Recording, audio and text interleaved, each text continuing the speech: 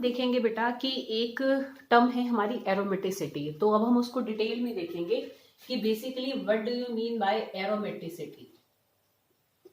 कि हम जो एरोमेटिक कंपाउंड्स कहते हैं, तो बेसिकली हम एरोमेटिक कंपाउंड्स को ऐसे डिफाइन कर देते हैं कि those ring compounds of carbon and hydrogen which have delocalised pi electron cloud, तो उनको हम बेसिकली एरोमेटिक कंपाउंड्स कह देते हैं।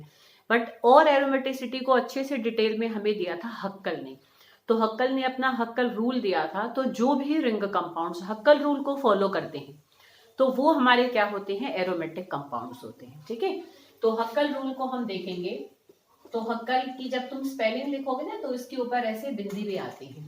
ठीक है, ऐसे होता है ऐसे इंग्लिश लैंग्वेज में, मतलब कोई एक पर्टिकुलर पता नहीं फ्रेंच या जर्मन में कि ऐसे इनका भी कुछ मीनिंग होता है, तो उसने अपने नाम में ऐसे दो यहाँ डॉट्स भी हैं यू के ऊपर। ठीक है, तो इसका भी हम ध्यान रखेंगे। तो ये हक्कल ने जो अपना हक्कल रूल दिया था, बेसिकली हम रूल्स ऑफ एरोमेटिसिटी देखने जा रहे हैं।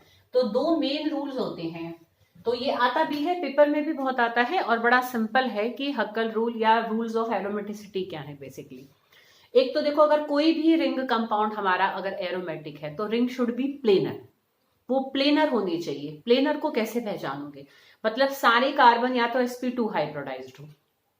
ठीक है, बेसिकली मतलब कार्बन की 3 बॉन्ड्स होनी चाहिए।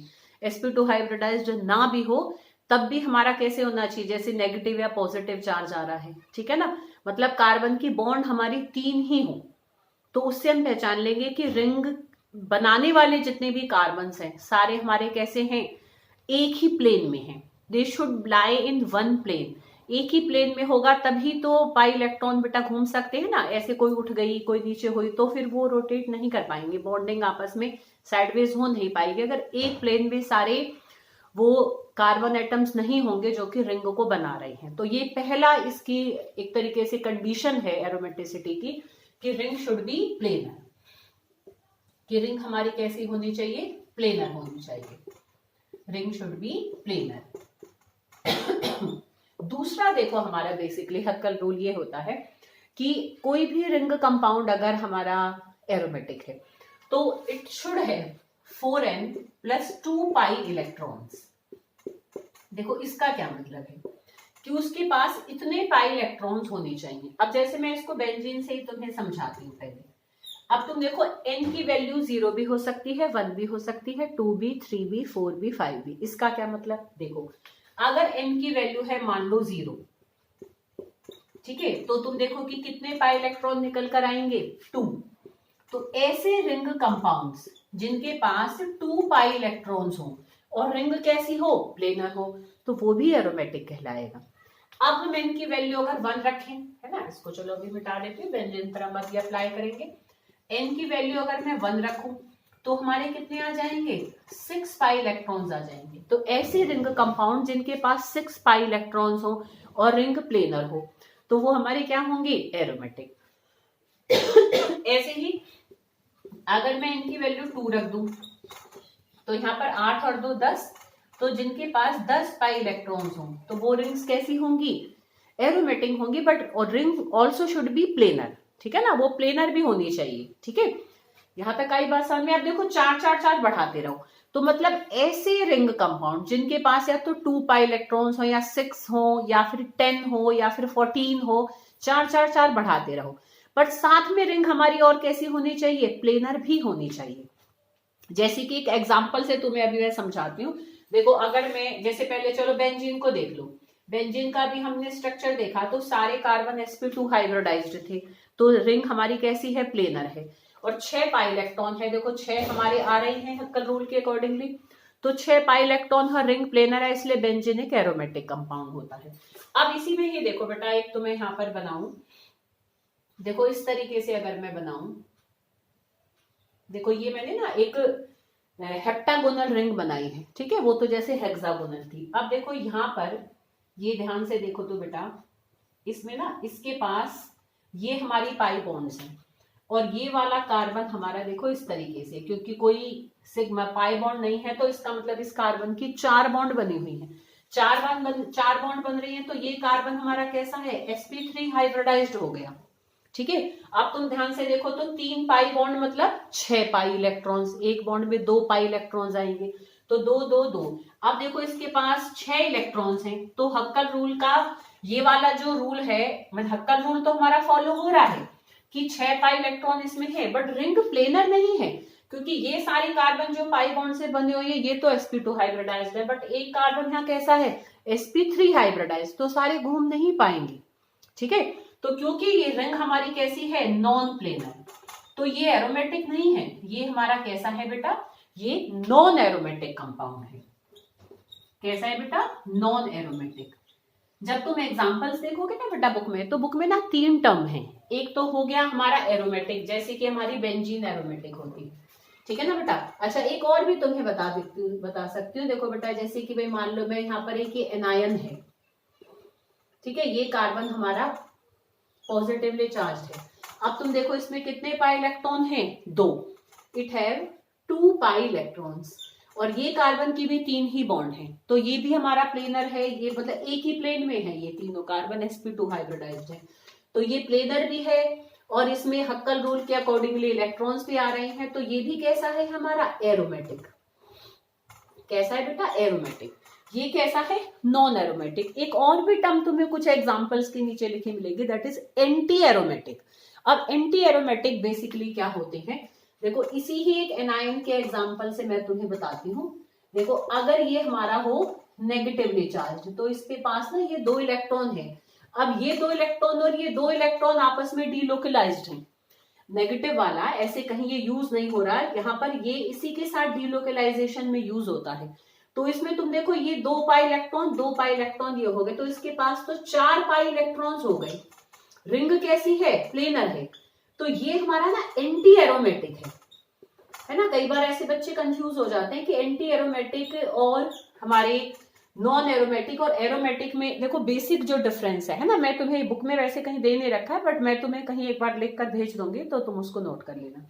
देखो मेन क्या होता है, एरोमेटिक कंपाउंड्स की तो ये 2 कंडीशन है कि रिंग प्लेनर होनी चाहिए और रिंग इस रूल को फॉलो करनी चाहिए।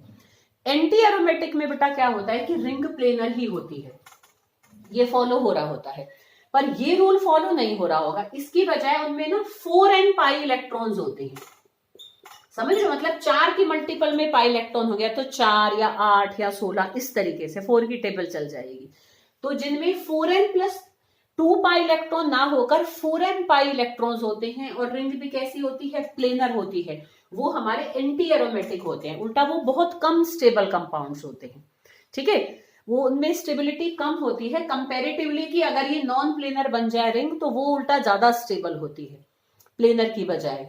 ये जो हमारे एंटी एरोमेटिक होते हैं, वो जैसे एरोमेटिसिटी तो एक तरीके से स्ट्रक्चर की स्टेबिलिटी को बढ़ाती है, एंटी एरोमेटिसिटी स्ट्रक्चर की स्टेबिलिटी को उल्टा और कम कर देती है, ठीक है बेटा।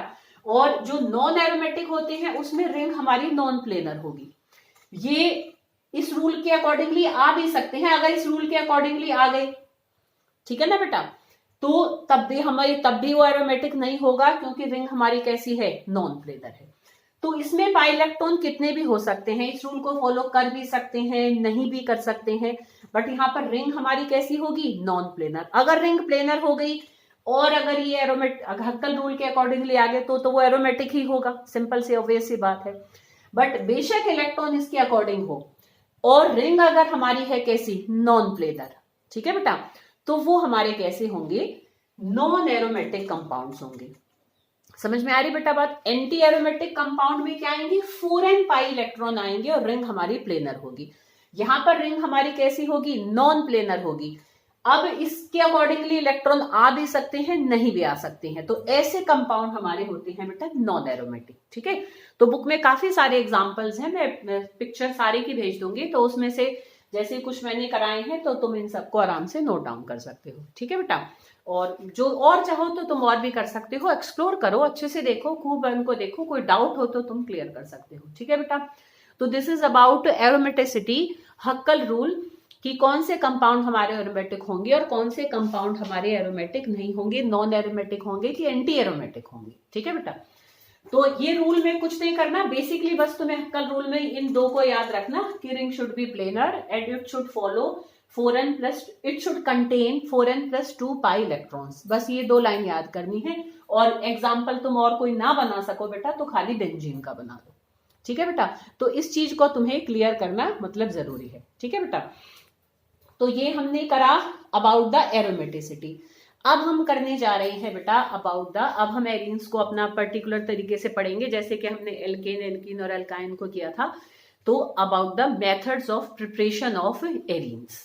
ठीक है, तो अब हम एरीन्स के मेथड्स ऑफ प्रिपरेशन करने जा रहे हैं।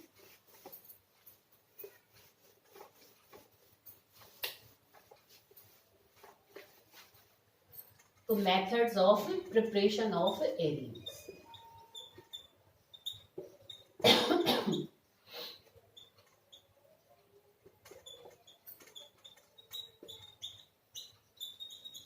और देखो बेटा, जरूर वीडियोस को, चलो जो देख रहा है उसको तो मुझे ऐसे कहने की पर्टिकुलर जरूरत ही नहीं है, पर इन केस बेटा किसी वीडियो में कोई कंफ्यूजन होता है, कोई चीज मान लो नहीं समझ में आ पाती, कई बार ऐसा लगता है कि मैम सामने होते तो हम पूछ लेते, तो तुम बैक करके देखो, उसको बारी बारी देखोगे तो क्लियर हो जाएगा।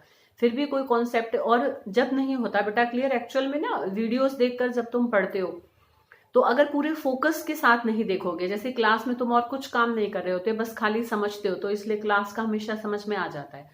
बट वीडियो देखते देखते कई बार तुम्हारा ऐसे भी ध्यान होता होगा, कोई भाई आके खेल रहा है, कोई छेड़ रहा है, तुम पूरे फोकस से सुन नहीं रहे, 2-3 लाइन छूट गई सुनते टाइम, फिर गड़बड़ होनी शुरू हो जाती है। तो इसलिए ऐसे ही देखो वीडियोस को, जैसे तुम्हें बिल्कुल अकेले बैठना है, कोई आसपास नहीं होनी चाहिए, कोई शोर नहीं होना चाहिए, एकदम चुपचाप बैठकर सुनोगे तो मतलब ही नहीं है बेटा कि नहीं क्लियर होगा। ठीक है, फिर भी कोई पॉइंट रह जाता है, जैसे इन केस कभी कभी क्लास में भी रह जाता है, तो तुम उनको, और साथ साथ बेटा उसको बुक में से पढ़ना जरूर है। ठीक है, अगर साथ साथ बुक में से पढ़ के क्लियर करो, साथ साथ उसको लिख लो, मतलब वीडियो देखते ही बिल्कुल बुक को सामने रखो जब तुम वीडियो को पढ़ रहे हो, ताकि रिलेट कर सको कि ये बुक का ये वाला पार्ट इसमें कवर हो रहा है। ठीक है, फिर भी कोई दिक्कत हो तो उस पर निशान लगा लेना बेटा, और जब हम मिलेंगे आपस में, हम 16 तारीख को जब मिलेंगे, तो तब तुम बेटा उसको मुझसे डिस्कस कर सकते हो कि मैम इस चीज को एक बार बता दो। ठीक है, पर ऐसे मत कहना बेटा कि हमें तो पूरा एल्कीन नहीं आया, पूरा एल्काइन नहीं आया, ऐसे नहीं करना। ऐसे देखो, यहाँ भी उतनी ही मेहनत हो रही है जितनी मैं तुम्हें क्लास में पढ़ाती, अब तुम उस चीज को अगर डबल करवाओगे मेरे से, तो फिर देखो टाइम को ही तो मुझे बचाना था, इसलिए मैंने छुट्टियों में तुम्हारे लिए टाइम खर्च किया है। तो अब टाइम ही अगर हम नहीं बचा पाए तो फिर बेटा इस काम की कोई यूटिलिटी मेरे लिए भी नहीं रहेगी, और जो बच्चों ने इन वीडियो से समझा है उनका भी बेटा टाइम वेस्ट होगा। ठीक है, तो प्लीज अच्छे से फोकस करके अगर सुनोगे तो आराम से सारी वीडियोस तुम्हें क्लियर होंगी। ठीक है, आते ही अपने टेस्ट के लिए और तैयार हो, और हम प्रैक्टिकल्स करेंगे। ठीक है, तो इस तरीके से हम बाकी जनवरी को अपना कवर अप करेंगे। तो अब हम आगे देखते हैं बेटा methods of preparation of arenes. तो हम एरीन्स को कैसे कैसे बना सकते हैं। तो सबसे पहला मेथड जो हम देखने जा रहे हैं वो है, वैसे तो तुमने देखो उसमें भी हमने इथाइन से भी बनाया था, है ना, ऐसे उसकी साइक्लिक पॉलीमराइजेशन करके। तो इथाइन में ऐसे आपस में तीनों, जब आयरन के ट्यूब के अंदर रेड हॉट किया था तो आपस में तीनों जुड़ गए थे, तो वो भी बेंजीन बनाने का मेथड है। तो उसको भी चाहो तो यहाँ दोबारा लिख सकते हो, बट अब जो और अदर मेथड्स हैं अब हम उनको करने जा रहे हैं। तो फर्स्ट है देखो बेटा बाय डी कार्बोक्सिलेशन, जैसे हमने कार्बोक्सिलिक एसिड्स के सोडियम साल्ट से हमने एल्कीन्स को भी बनाया था ना, तो ऐसे ही हम sodium salt of benzoic acid, benzoic acid हमारी देखो बेटा क्या हो जाएगी कि ऐसे बेंजीन के ऊपर ऐसे COOH हो तो वो बेंजीन है। अब ये H हमारा Na से रिप्लेस हो तो ये इसका सोडियम साल्ट है। ठीक है, ये बेंजीन का, बेंजोइक एसिड का सोडियम साल्ट है। तो ऐसे ही अगर हम sodium salt of benzoic acid को अगर हम गर्म कराएं किसके साथ, सोडा लाइम के साथ, बिल्कुल वैसा ही रिएक्शन है जैसे हमने एल्केन्स की प्रिपरेशन में किया था from the sodium salt of carboxylic acid. तो यहाँ पर हम कर रहे हैं sodium salt of benzoic acid. ठीक है, तो इसको भी अगर ऐसे ही मैं NaOH के साथ अगर हीट करूंगी तो ये हमारा वही सोडा लाइम का मिक्सचर है। तो यहाँ से भी देखो बेटा क्या हो जाएगा, ऐसे ही Na2CO3 हमारा बाहर निकल जाएगा, और ये H आकर इस कार्बन के साथ जब बॉन्ड बनाएगा तो वी गेट बेंजीन। ठीक है बेटा, तो इस तरीके से यहाँ पर भी हमें बेंजीन मिल जाएगा, और ये Na2CO3 सोडियम कार्बोनेट बाहर निकल जाएगा। ठीक है, तो this is it's second method of preparation after from ethyne. ठीक है बेटा, नेक्स्ट अगर हम देखें इसका नेक्स्ट, ये कॉमन है रिएक्शन कन्वर्जन्स में भी यूज होता है, 12th में अगर कभी यूज करोगे तो तुम, कि अगर हमें मतलब बेंजीन खाली चाहिए, जैसे अब हम बेंजीन खाली ही बना रहे हैं, बट एक हमारा वेल नोन कंपाउंड जैसे फिनॉल होता है कि बेंजीन के ऊपर OH लग जाए, तो फिनॉल से अगर हमें बेंजीन को बनाना है तो सिंपल हम उसको जिंक डस्ट, मतलब जिंक को ऐसे पाउडर फॉर्म में हम डालें, ऐसे वो रख दें इसके ऊपर और हीट कर दें, ठीक है बेटा। तो यहाँ से ये ऑक्सीजन को जिंक ले जाता है और जिंक ऑक्साइड बन जाएगा, और जो H है फिर ये जब कार्बन को सेटिस्फाई करेगा तो यहाँ पर हमें क्या मिल जाएगा, बेंजीन। तो इस तरीके से हम फिनॉल से बना सकते हैं, ठीक है। तो सेकंड मेथड या हम कहें थर्ड कहें तो ये है इसका फ्रॉम फिनॉल। तो फिनॉल से हम इस तरीके से बेंजीन को प्रिपेयर कर सकते हैं। पहला हमने प्रिपेयर करा था इथाइन से, दूसरा करा था sodium salt of benzoic acid से, ठीक है, सोडियम बेंजोइट भी कहते हैं उसको, और थर्ड अब हमने इसको प्रिपेयर करा फ्रॉम फिनॉल। नेक्स्ट अब हम इसको प्रिपेयर करेंगे फ्रॉम क्लोरोबेंजीन।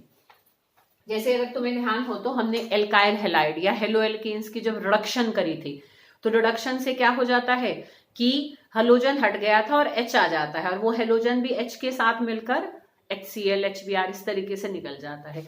तो ऐसे ही अगर मैं यहाँ क्लोरोबेंजीन ले लूं और क्लोरोबेंजीन की हम करें रिडक्शन, रिडक्शन मतलब कि ऐसे एटॉमिक फॉर्म में हम हाइड्रोजन को डालेंगे, तो इसमें जब हम डालेंगे इसको तो हम निकल का एलॉय ले लेते हैं। एलॉय समझते हो, मिश्रित धातु, ठीक है, ऐसे कुछ और एल्यूमिनियम वगैरह इनके साथ एलॉय है, और साथ में NaH एलॉय लिख देंगे नीचे हम, निकल एलॉय और NaOH का मिक्सचर जब हम डालेंगे तो ये इसके लिए एक अच्छा रिड्यूसिंग एजेंट होता है, इसको नीसेंट हाइड्रोजन्स प्रोवाइड करेगा।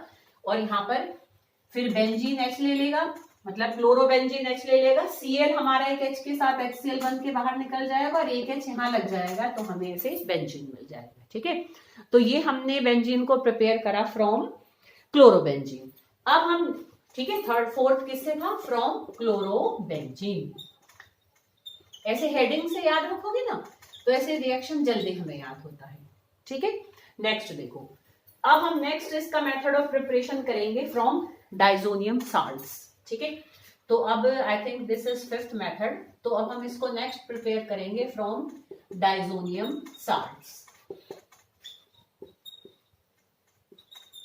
तो डाइजोनियम साल्ट से, डाइजोनियम साल्ट्स बेटा क्या होते हैं, देखो इस तरीके के कंपाउंड्स होते हैं कि ऐसे बेंजीन, ठीक है, टीना कोमल से पूछना तुम, ऐसे ही अनुराधा तुम अर्चना से पूछना, अपनी बहनों से पूछो, इन्होंने अगर पढ़ा ही ऑब्वियस बात है ऑर्गेनिक को, तो लास्ट में इन्होंने खूब डाइजोनियम साल्ट पढ़े, तो उनका स्ट्रक्चर उनसे पूछना जरा। तो इसमें तुम देखो बेटा यहाँ पर इस तरीके से देखो, ये हमारा ना डाइजोनियम आयन होता है कि बेंजीन के ऊपर 2 नाइट्रोजन और ऐसे ट्रिपल बॉन्ड बनी हुई है और एक नाइट्रोजन की 4 बॉन्ड है। तो अगर नाइट्रोजन 4 बॉन्ड्स बनाता है तो नाइट्रोजन पर पॉजिटिव चार्ज आ जाता है, ठीक है। फिर उसको सेटिस्फाई करने के लिए कोई भी एनायन इसके पास हो सकता है। अब हम, ये है हमारा बेंजीन डाइजोनियम साल्ट, ठीक है। तो बेंजीन डाइजोनियम साल्ट, डाइजोनियम ओ है, ठीक है, बेंजीन डाइजोनियम क्लोराइड है बेसिकली। तो इसमें देखो ये इसके रिएजेंट होते हैं कि H3PO2 कॉपर पॉजिटिव की प्रेजेंस में अगर हम H3PO2 के साथ हम इसको थोड़ा सा हीट करेंगे, ठीक है, या हम एथेनॉल भी डाल सकते हैं इसकी बजाय, यहाँ पर अगर ये रिएजेंट भी डाल सकते हैं, 12th में आता है, वैसे 11th में कहीं नहीं है, बट यू शुड नो कि H3PO2 और कॉपर आयन का हम मिक्सचर डाल दें या फिर हम एथेनॉल डाल दें इसको, ठीक है। तो इसके साथ, और पानी ऑब्वियस सी बात है हमारा इसमें रहता ही है सॉल्यूशन में, तो इनके साथ जब हम इसको मिलाते हैं, और डाइजोनियम साल्ट का ये ब्यूटी है कि मतलब एक बार हम बेंजीन को इसमें कन्वर्ट कर लें, लो टेम्परेचर पे बनता है, फिर with the help of diazonium salt we can prepare various organic compounds of benzene. बहुत सारे हैं, पूरे रिएक्शंस हैं जो 12th में देखोगे कि easily just we have to change the reagent, और हम डाइजोनियम साल्ट की हेल्प से हम बहुत सारे कंपाउंड्स को प्रिपेयर कर सकते हैं। जैसे कि अगर हमें बेंजीन ही बनाना है तो हम किसी तरीके से उसको अगर डाइजोनियम साल्ट के फॉर्म में ले आए, फिर उसमें जब हम H3PO2 और कॉपर आयन डालेंगे या हम एथेनॉल डालें तो हमें बैक बेंजीन मिलता है। ये बहुत जल्दी टूट जाते हैं diazonium salt, because after there एक तरीके से breaking we get a very stable N2 molecule. Nitrogen बहुत स्टेबल मॉलिक्यूल होता है क्योंकि नाइट्रोजन के बीच में 3 बॉन्ड्स होती हैं। क्यों होती हैं, कैसे, ये तुम बच्चों वैसे मैं नॉलेज के लिए बता दूंगी, बट अब ये सिलेबस से तुम्हारे 12th में भी बाहर है, पी ब्लॉक यूनिट ही निकल चुकी है, ठीक है। बट उसमें बहुत सारी चीजें थी जानने के लिए। चलो कोई बात नहीं, जब जरूरत जैसे जैसे पड़ेगी मैं बताती चलूंगी। तो यहाँ पर क्योंकि बहुत स्टेबल N2 मॉलिक्यूल बनने के चांसेस होते हैं, चांसेस क्या बनता ही है, तो इसलिए ये फटाफट से टूट के हमें एकदम से दूसरे कंपाउंड में चेंज हो जाता है। तो यहाँ पर बेंजीन मिलेगी हमें, N2 बनेगा, है ना, ऐसे HCl बनेगा, और ये भी हमारा H3PO3 में चेंज हो जाएगा। तो इस तरीके से वैरायटी ऑफ कंपाउंड्स हमारे बाहर निकलते हैं after the treatment of diazonium salt with H3PO2 in presence of cuprous ion, या फिर एथेनॉल डालते हैं, ठीक है बेटा। तो ये भी इसका एक प्रिपरेशन का अच्छा मेथड है, किसका, बेंजीन का, ठीक है। नेक्स्ट अगर हम एक और देखें, देखो जैसे वर्ड्स रिएक्शन देखा था बेटा तुमने, वर्ड्स रिएक्शन करा था ना हमने, मैंने कहा भी था इंपॉर्टेंट है कि इनके टेस्ट में भी तुमने किया है। तो इसमें अब जो बच्चे वीडियो देख रहे हैं ना बेटा, तो देखते हैं, पता भी लगेगा कौन कौन देखता है, कि असाइनमेंट तुम्हारा ऐसे ही बनाओगे, जो तुम्हारा टेस्ट हुआ है ना, तीनों टेस्ट के क्वेश्चंस को एक साथ लिख लो। फिर ऐसे मैं एरीन्स का एक टेस्ट दे लूंगी, उनके क्वेश्चंस को भी इसके साथ लिख लेना। तो चारों के क्वेश्चंस को एक जगह तुम एज असाइनमेंट लिखकर और उनको दोबारा अच्छे से लिख लो, क्योंकि वो सब इंपॉर्टेंट है। तो ये सब तुम्हें अच्छे से याद हो जाएंगे बेटा, तो आराम से यूनिट तुम्हारे हाथ में रहेगी, ठीक है। उसी को ही एज असाइनमेंट बना लेना। तो अब देखो methods of preparation of arene में नेक्स्ट देखो बेटा, वर्ड्स रिएक्शन को मैं एक बार रिमाइंड करा रही हूँ। देखो ये हमारा वर्ड्स रिएक्शन था, याद हो तो, कि कोई भी हेलो एल्केन हमने ले रखा है, और उसको जब हम सोडियम के साथ ऐसे हीट करते हैं, यहाँ ड्राई ईथर डाल के, है ना, तो यहाँ पर देखो इस तरीके से NaBr निकल रहा था। तो जब यहाँ एल्काइल ग्रुप होते हैं, है ना, they are alkyl group, not aryl group. Aryl मतलब बेंजीन वाला हमारा ग्रुप हो जाएगा। तो अगर यहाँ एल्काइल ग्रुप है तो this is called words reaction, ये हमारा वर्ड्स रिएक्शन होता है। अगर यहाँ पर एल्काइल की जगह बेटा दोनों हो एराइल ग्रुप, ठीक है, इस तरीके से अगर यहाँ बेंजीन रिंग आ जाए, है ना, मतलब अगर एल्काइल ग्रुप की जगह यहाँ भी कोई भी बेंजीन या उसी का ही कोई डेरिवेटिव वाला, मतलब रिंग अगर यहाँ पर लग जाए हमारी, ठीक है बेटा, तो हमारा देखो यहाँ पर क्या बनेगा कि ये रिंग रिंग आपस में जुड़ जाएंगे। ये ऐसे ना मैंने बुक में नीचे करके छोटा सा लिख दिया है, तो उसके नाम में कई बार वो साफ सा नहीं लिखा हुआ है, तो मैं यहाँ साफ लिख देती हूँ, क्योंकि जब दोनों ही बेंजीन है तो एक को तो बेंजीन कहेंगे और एक को फिनाइल कहेंगे। जब भी benzene ring as a substituent कहीं लगती है तो उसको हम फिनाइल कहते हैं, ठीक है। तो ये फिनाइल बेंजीन है, और साथ में हमारा NaBr निकल जाएगा। तो ये है फिटिंग रिएक्शन, जैसे कि हम बेंजीन का एक हमने डेरिवेटिव बनाया। बट अगर हमें बेंजीन का एल्काइल वाला डेरिवेटिव बनाना है, मतलब एक ही बेंजीन रिंग हो, तो दूसरा हमारा R ग्रुप लगेगा। तो अगर एक तरफ तो एराइल ग्रुप हो और एक तरफ आ जाए एल्काइल ग्रुप, मतलब CH3 हो, तो ये वाला पार्ट तो वर्ड्स रिएक्शन को जस्टिफाई कर रहा है, और ये फिटिंग को। तो ऐसे रिएक्शन को हम क्या कहते हैं, वर्ड्स फिटिंग रिएक्शन। ये 12th में भी आ जाता है बेटा तुम्हारा। तो ये है वर्ड्स फिटिंग रिएक्शन, ठीक है, दोनों चीजें आ रही हैं। तो इससे हमारा क्या बन जाएगा कि यहाँ बेंजीन रिंग की जगह हम मिथाइल लगा देंगे। हम मेन प्रोडक्ट इसी को ही यहाँ बनाकर लिखेंगे, वैसे बाकी दो भी बनेंगे, बट क्योंकि हम यहाँ प्रिपेयर कर रहे हैं अपने एराइल कंपाउंड्स को, तो हम इसको ऐसे ही बनाएंगे, ठीक है बेटा। तो ये हमारा क्या ये है Wurtz Fittig reaction to prepare toluene है बेसिकली यहाँ पर। तो कोई और एल्काइल ग्रुप भी हम लगाकर यहाँ पर बना सकते हैं, ठीक है। और अगर हम लास्ट इसके प्रिपरेशन का मेथड देखें तो वो इसका केमिकल रिएक्शन भी आएगा अभी आगे।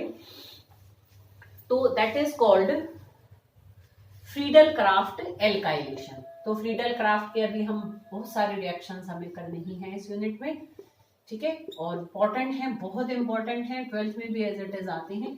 तो फ्रीडल क्राफ्ट रिएक्शन से हम यहाँ पर बेंजीन का ही एक डेरिवेटिव बनाएंगे, ठीक है। तो यहाँ पर हमारा रिएक्टेंट भी एक एराइल कंपाउंड है, प्रोडक्ट भी एक एराइल कंपाउंड ही होगा। तो जब कभी हम बेंजीन की एल्काइलेशन कराएं, एल्काइलेशन हम हमेशा कराते हैं with the help of alkyl halide, halo alkane की हेल्प से। और यहाँ पर हम अनहाइड्रस AlCl3, ठीक है, कोई भी लविस एसिड हम यहाँ पर डालेंगे, जैसे अनहाइड्रस AlCl3 हो गया, FeCl3 हो गया।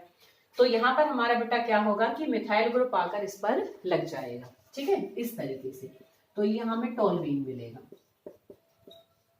तो ये हमारा क्या बना, ये है फ्रीडल क्राफ्ट एल्काइलेशन रिएक्शन, ठीक है बेटा, जिससे कि हमें टोल्यूइन मिला है। तो these all are the preparation reactions of arenes.